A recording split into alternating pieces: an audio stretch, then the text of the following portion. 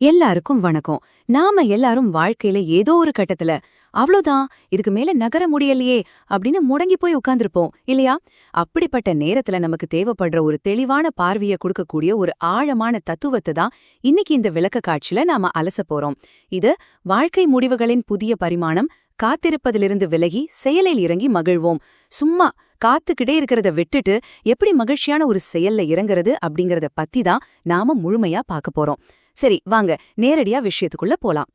காலம் எல்லாவற்றையும் மாற்றிவிடுமா? இந்த கேள்விய நாம அடிக்கடி கேட்டிருப்போம், இல்லனா நம்பியிருப்போம். கஷ்டங்கள் வரும்போது விடுங்க, காலப்போக்குல எல்லாம் சரியாயிடும் அப்படின்னு ரொம்ப ஈஸியா சொல்லிட்டு கடந்து போயிடுவோம். சூழ்நிலைகள் தானாகவே மாறிடும்னு நம்பி நம்ம எந்த முயற்சியும் எடுக்காம சும்மா வெயிட் பண்ணிட்டு இருப்போம். ஆனா அந்த நம்பிக்கை உண்மையிலேயே சரியானதா? கொஞ்சம் யோசிச்சு பாருங்க. இந்த கேள்விக்கான பதில தான் நாம இப்போ ரொம்ப தெளிவா பார்க்க போறோம். பகுதி 1. காலமும் வாய்ப்புகளும், ஓடிக்கொண்டிருக்கும் கடிகாரம். இங்கதான் நாம பெரிய மனமாற்றத்துக்கு வரோம். காலத்தை ஒரு குணப்படுத்துற மருந்தா பாக்கறத விட்டுட்டு அத ஓடிக்கிட்டே இருக்கிற ஒரு கடிகாரமா பார்க்க ஆரம்பிக்கணும். காலம் எல்லாத்தையும் மாத்திடும் அப்படிங்கிற ஒரு மாயையில தான் நம்ம வாழ்ந்துட்டு இருக்கோம். ஆனா மூலக்கட்டுரை என்ன சொல்லுதுன்னா, காலம் நம் வாழ்க்கையை மாற்றும் என்று நினைக்காதீர்கள், நேரம் வாய்ப்புகளின் காலாவதி தேதிகளை மட்டுமே மாற்றுகிறது. எவ்வளோ ஆழமான வரிகள் பாத்தீங்களா? ஆமாங்க, நேரம் ஒரு மந்திரக்கோள் கிடையாது. அது நம்ம வேலையை நமக்காக செஞ்சிடாது. ஒரு சூப்பரான வாய்ப்பு நம்ம கண் முன்னாடி இருக்கும்போது நாம எதுவுமே பண்ணாம காலத்து மேல பழிய போட்டுட்டு உட்கார்ந்திருந்தோம்னா அந்த வாய்ப்புக்கான எக்ஸ்பைரி டேட் நெருங்கிடும் அப்படிங்கிறது தான் நிதர்சனமான உண்மை.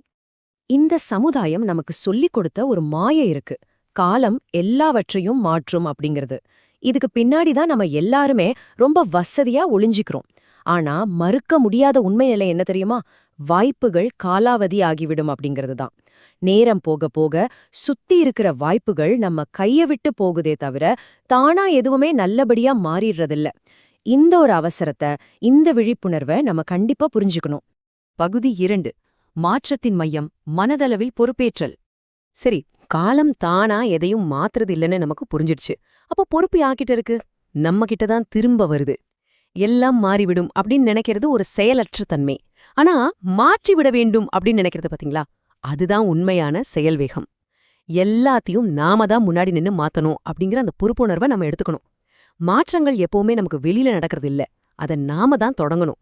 அதுக்கு மையப்புள்ளியா செயல்படுறது நம்ம மனசு மட்டுமே.